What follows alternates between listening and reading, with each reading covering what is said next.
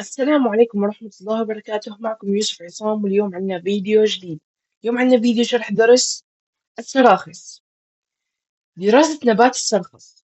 أحضر أوراق نبات السرخس الخضر المفصصة من بائع الزهور، وأفحص الوجه العلوي والوجه السفلي لهذه الأوراق باستخدام المكبر. ماذا ألاحظ على الوجه السفلي للأوراق؟ نلاحظ كتل من أكياس بوغية. أفتح إح- افتح إحدى الكتل التي توجد على الوجه السفلي للورقة. ماذا ألاحظ؟ نلاحظ داخل الكتل أكياس بوغية. أدقق في الشكل أعلاه، وأتعرف أقسام النبات البوغي للسرخس، وأملأ الفراغات الآتية بالكلمات المناسبة. أوراق خضر كبيرة الحجم تسمى الأوراق البوغية الكبيرة.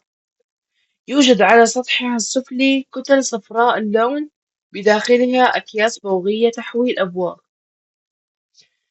أوراق خضر فتية لها شكل عكازي. تفرعات جذرية كثيرة تسمى جذور عرضية. ساق أرضية مطمورة في التربة تسمى الجذمور. ماذا نتج عن إنتاج البوغة؟ ينتج من إنتاج البوغة مشرة عروسية. ماذا يوجد على الوجه السفلي للمشرة؟ في القسم العريض أرحام، وبالقسم الضيق مناطق. ماذا يوجد في نهاية الوجه السفلي للمشرة وما أهميتها؟ الأوبار الماصة لتثبيت الامتصاص. هل توجد أزهار على النبات أو بذور؟ النبات لا زهري ولا بذري. بما أن النبات جذورا عريضة،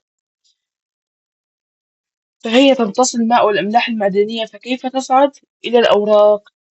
يصعد الماء والأملاح المعدنية الممتصة إلى الأوراق عبر الأوعية الخشبية. تعلم. نبات السرخس وعائي لا زهري. للسراخس دور في إنتاج غاز الأكسجين والفحم الحجري، بالإضافة إلى استخدامها في الزينة. ويستخدم الجذمور المتحلل في تحسين التربة الزراعية. هذا آخر درس معنا بالفصل الدراسي الأول.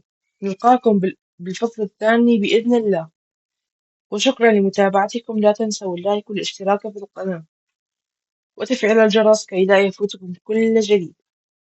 وكان معكم يوسف عصام.